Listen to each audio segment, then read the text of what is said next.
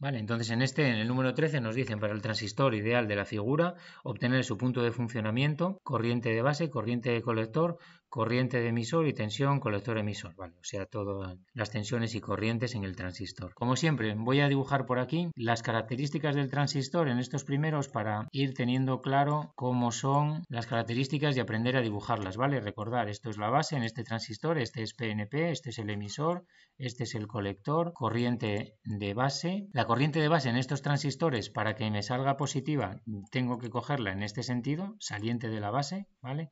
Y la tensión que cojo es la tensión en lugar de base emisor, la tensión emisor base para que sea positiva. Es decir, sería la tensión con menos aquí y más aquí, ¿vale? La tensión emisor base. Recordar, es emisor base, es la de emisor menos la de base, VE menos VB, por eso ponemos VEB, ¿vale? Más en el emisor y menos en la base. Y entonces nada, como nos dicen que es ideal, pues también sería la característica por aquí de conducción de diodo normal y por aquí de no conducción, ¿vale? Y luego por otro lado tendríamos las características de salida, que sería corriente de colector en función, ahora ojo, no colector emisor, sino emisor colector, ¿vale? Es decir, tendría que cogerla positiva aquí y negativa aquí, ¿vale? Esta es la tensión emisor colector. Que lógicamente ya se ve que esta tensión tiene que ser positiva, porque fijaros que aquí estamos aplicando tensión positiva, entonces la distribución de tensiones aquí tiene que ir desde positivo hacia arriba y negativo hacia abajo, ¿vale? Es mayor arriba y va bajando hasta abajo, y aquí abajo consideramos la tensión de 0 voltios, que sería la de referencia. Y entonces con estas gráficas así sería tensión emisor-colector, y corriente de colector ahora, para que sea también positiva, tiene que ser saliente de colector, al revés que el NPN. Y esto también me lo indica la flecha, porque si yo sé que la flecha aquí es el emisor, la corriente de emisor, para ser positiva, tiene que ser entrante y por lo tanto saliente de colector y saliente de base, ¿vale? La corriente de emisor siempre es igual a la de colector más la de base. Y entonces con esos sentidos tendríamos por aquí las curvas, zona lineal, ¿vale? Zona de saturación y zona de corte.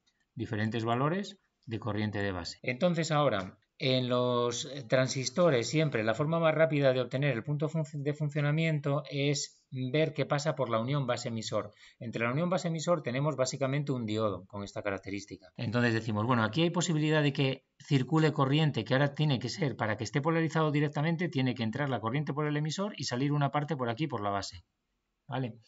Bueno, pues vemos que esta fuente de tensión da corriente en este sentido, luego esto está bien. Esta fuente de tensión, en cambio, veríamos que da corriente en el otro sentido. Pero por otro lado, aquí tenemos 15 voltios y aquí solamente 5. Entonces parece que tiene más sentido que la unión base-emisor esté conduciendo. Un poco probaríamos eso antes. Imaginárosla mentalmente que consideramos que esto no conduce y estuviese en abierto.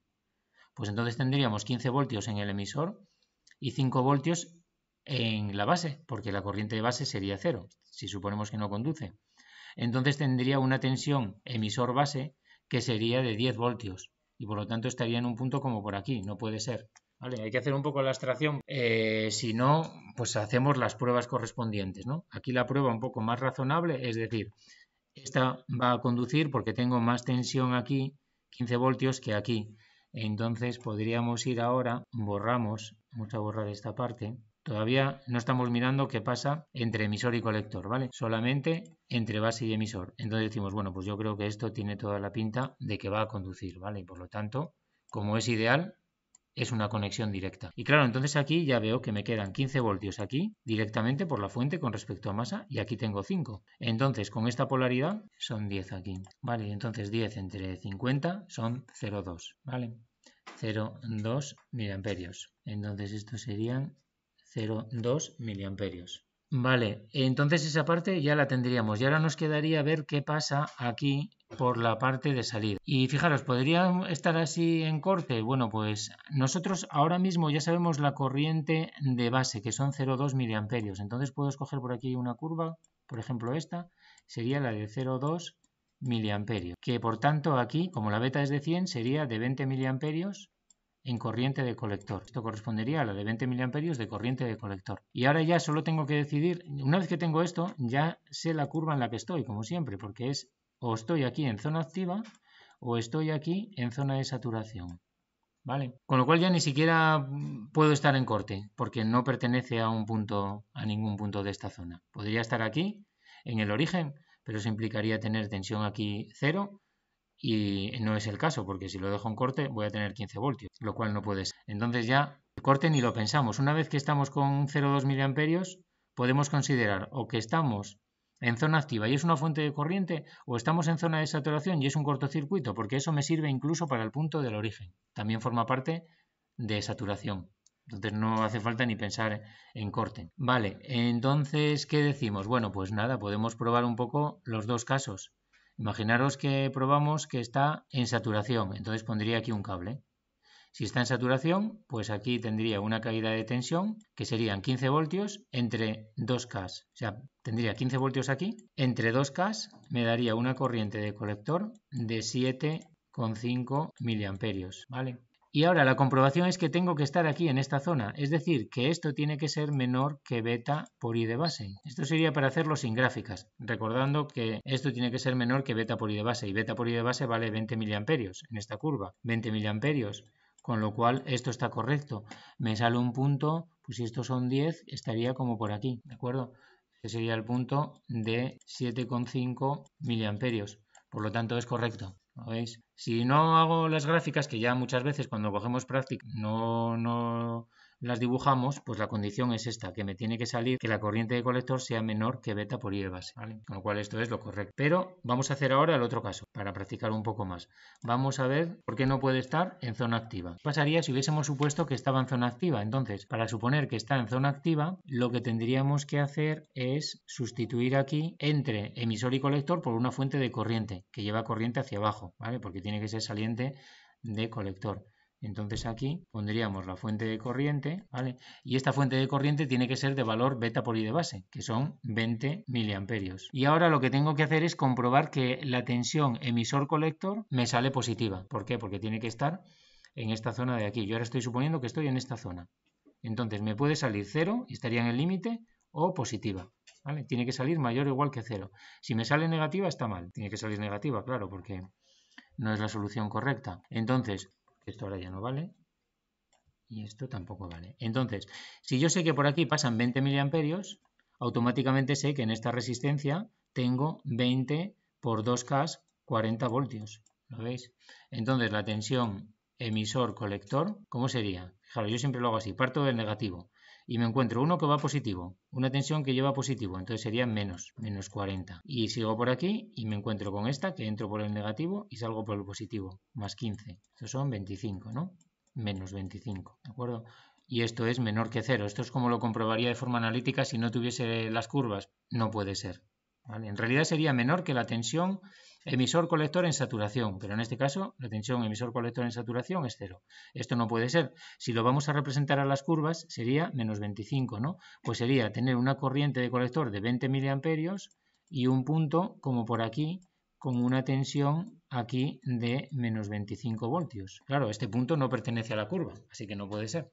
Vale, pues nada, vamos a hacer otro más, este de aquí. También este es para el circuito de la figura, calcular corriente de base, corriente de colector y tensión colector-emisor. Y este es NPN normal, pero bueno, tiene un Zener ahí y un poco más de circuito. Este es un circuito muy habitual para polarizar el transistor. Otra vez más, voy a dibujar por aquí las características del transistor, ¿vale? Recordar la base, colector, emisor. En este está bastante claro, la corriente de emisor sale del emisor, como indica la flecha, por lo tanto la corriente de colector tiene que entrar y la corriente de base tiene que entrar, ¿vale?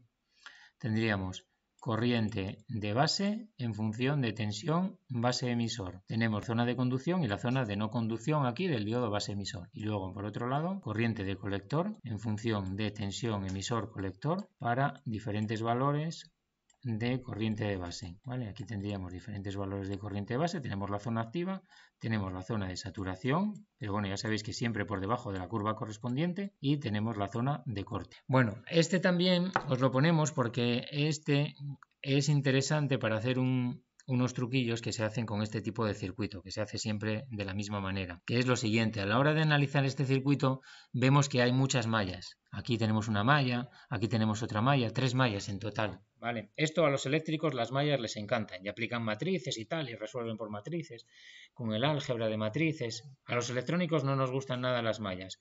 Entonces intentamos simplificar y ir al menor número de mallas posible. Y esto lo hacemos utilizando el equivalente Thevenin. ¿Cómo podemos hacer esto? Pues el primer paso que hacemos en electrónica para analizar se usan muchos trucos, ¿no? Y eso es lo que se trata también de aprender aquí a hacer esos trucos. Sería lo siguiente. Yo este circuito, como veis, a mí me interesa lógicamente hacer todo el circuito con una sola batería. Desde el punto de vista físico es mejor hacerlo con una batería. Pero desde el punto de vista del análisis puedo verlo con dos baterías y es más fácil de resolver. Porque yo, como sé que entre este punto y abajo hay 15 voltios, podría hacer lo siguiente. Podría quitar este cable de aquí y decir que este circuito es equivalente a este circuito de aquí. ¿Lo veis? Es equivalente, ¿no? Porque al final tengo 15 voltios por aquí y no afecta a nada. Si yo estos dos puntos los uno, no va a circular corriente por ahí, porque los dos están a la misma tensión, así que la corriente es cero.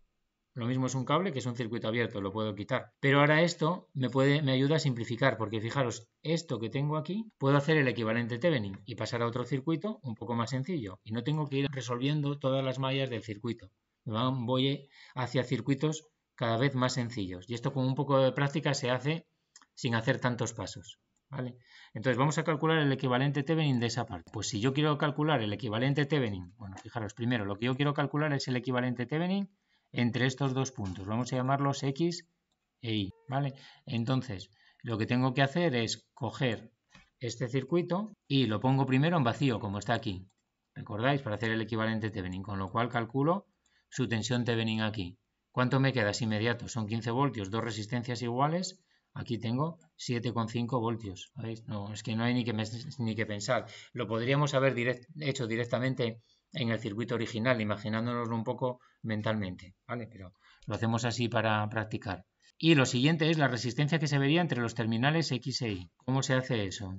¿Recordáis? Pues eso es simplemente cortocircuitando, eliminando fuentes de tensión que se ponen como un cortocircuito y fuentes de corriente que aquí no hay, sería un circuito abierto.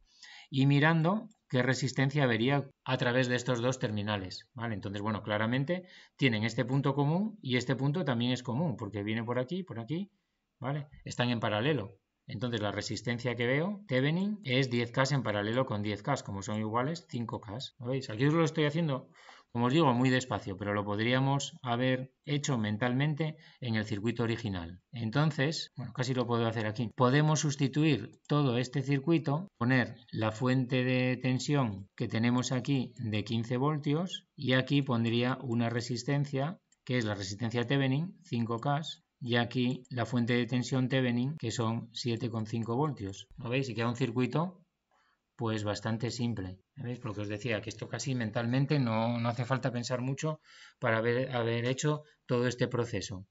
Por eso esto nos gusta a los electrónicos. Pues si lo hiciésemos de la otra manera, nos quedan varias mallas, yo tengo que suponer el transistor, en qué zona está y resolviendo muchas mallas, y no es tan sencillo.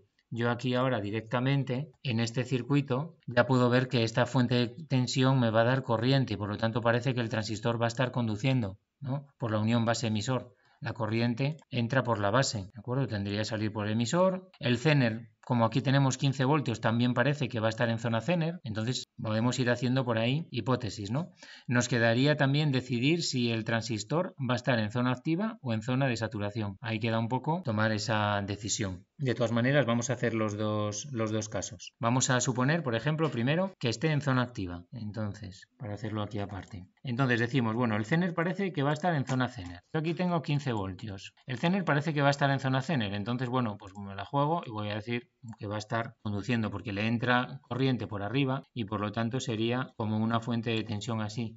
¿Vale? Es el Zener en zona Zener que era de 10 voltios. Y el transistor, pues ahí tendríamos esas dos posibilidades. Entre base y emisor parece que claramente va a conducir y aquí pues vamos a decir, bueno, pues voy a decir que está como fuente de corriente en zona activa.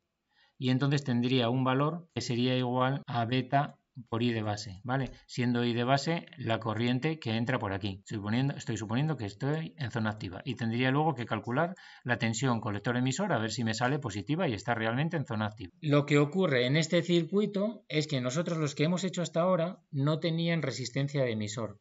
Cuando tenemos resistencia de emisor hay que tener cuidado con la corriente de base, porque la corriente de base depende también de la corriente que viene por el colector, porque ambas se me suman y circula por aquí una corriente de emisor, que es la suma de ambas, y me da aquí una tensión. Entonces, es importante fijarse en este caso. No cometer el error que a veces se comete cuando empezamos a analizar estos circuitos de decir que la corriente de base va a ser 7,5 voltios entre 5K más 10K, entre 15K. No, porque por esta resistencia no está circulando la corriente de base, está circulando la corriente de emisor, que es I de base más beta por I de base, o sea, beta más 1 por I de base, ¿vale? Pero aparte de eso, es muy sencillo, porque yo en esta malla lo tengo todo, ¿vale? Recordar que aquí la corriente de emisor, también otra cosa que os recomiendo es no añadir muchas variables en nuestro circuito, intentar minimizar el número de variables que estamos utilizando, porque la corriente de emisor, en lugar de plantearla en mi ecuación como IE, es mejor plantearla como I de base más beta por I de base, es decir, beta más 1 por I de base, que esto siempre ocurre cuando el transistor está en zona activa, y así no estoy metiendo variables y variables. Entonces, en esta malla, yo ya puedo plantear Kirchhoff y decir que 7,5 voltios tiene que ser igual a la caída en esta resistencia, así, ¿vale? Más la caída en esta resistencia, ¿no? Y sería 10K por beta más 1 por I de base, que es 101 por I de base, ¿vale? Y más 5K por I de base, ¿no veis? 5K por I de base. Entonces esta resistencia de aquí tiene mucha más importancia. Es como si se multiplicase por beta más 1, su valor para la corriente de base. ¿De acuerdo? Lo veis, aparece aquí multiplicada por 101. Entonces yo de esta ecuación ya puedo despejar y sacar la corriente de base, ¿vale? No lo dibujo que me lleva mucho tiempo. Sería 7,5 voltios entre 10K por 101 más 5K. Y eso sale 0.0074, pero miliamperios. Hay que tener cuidado aquí también porque nos podemos equivocar, ¿eh? Sale un valor tan pequeño que parece que serían amperios, pero no. Estamos trabajando con K aquí y voltios. Entonces estos son miliamperios. O sea que serían 1, 2, 3, 7,4 microamperios lo que estaría pasando por ahí. Y eso es por el efecto de esta resistencia que se multiplica por un valor muy grande, por 101, a la hora de afectar a la corriente de base. Y entonces me quedaría ya, una vez que tengo I de base, pues ya todo es muy fácil, porque I de colector es 100 veces esto, así que serían 0,74 miliamperios. I de emisor es la suma de las dos, o 101 por I de base. Queda un valor muy parecido. Redondeando, I de emisor quedarían como 0,75 miliamperios. O sea que ya veis que al final en algunos circuitos la corriente de base es tan pequeña que prácticamente y emisor es prácticamente el mismo valor. Pero bueno, hay que tenerlo en cuenta también. Y ya una vez que tenemos esto, sacamos la tensión en la resistencia de 10K. Vamos a llamarlo VR.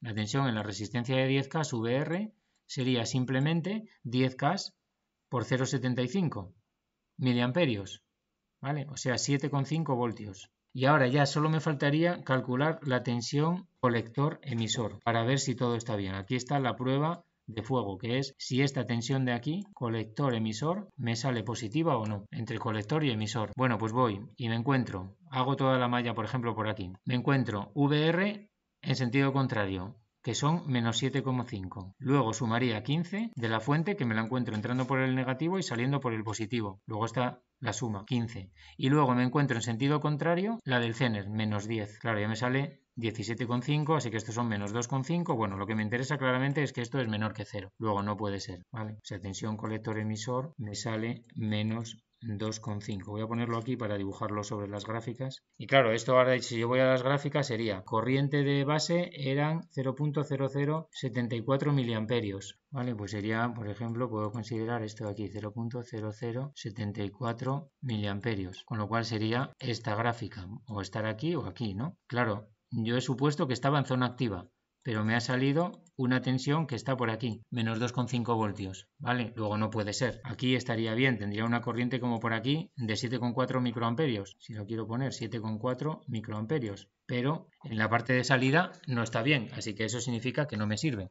Por lo tanto, el transistor tiene toda la pinta de que va a estar saturado. Vamos a probar entonces saturación. Y saturación es muy sencillo porque si es ideal sería simplemente unir entre base emisor y entre base y colector. O sea, al final es como si fuese un punto. A mí me gusta representarlo así, con esta forma, porque así se ve claramente lo que es la zona de base y lo que es el colector emisor, ¿vale? Y el Zener también decíamos que tiene todas las posibilidades de estar conduciendo. Por lo mismo lo dibujamos así como una fuente de 10 voltios. Y con esto ya queda todo bastante claro, porque fijaros, si aquí tengo 10 voltios, en total tengo 15, aquí tengo 5. En este caso además saturación es muy fácil de analizar, 5 voltios.